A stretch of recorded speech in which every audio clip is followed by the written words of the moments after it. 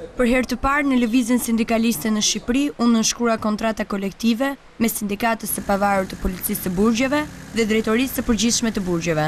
Gazep Vata, kryetari i Sindikatës së Policisë së Burgjeve, sqaron hollësitë e kësaj kontrate. Mbi 1500, numri total është rreth 2900 dhe 1500 dhe disa 1550, domethënë sindikohen në sindikatën tonë, kanë firmosur me dëshirë për të qenë antarë të sindikatës. Në bazë të lidhjes së kontratës që ne kemi bërë me drejtorinë e përgjithshme, të automatikisht janë të kontraktuar, sepse punëdhënësi është drejtoria e përgjithshme e burgjeve, dhe në bazë punëdhënësit dhe punëmarrësit, neve kemi arritur ta bëjmë të kontratë të ligjshme.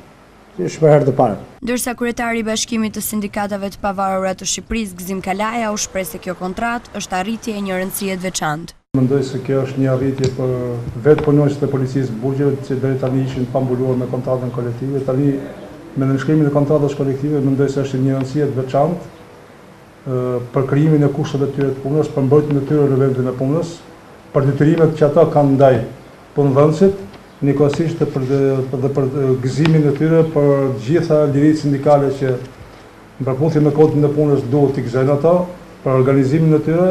Po më rëndësishme është sepse tani ata mbrohen nëpërmjet kontratës kolektive dhe federatës tyre.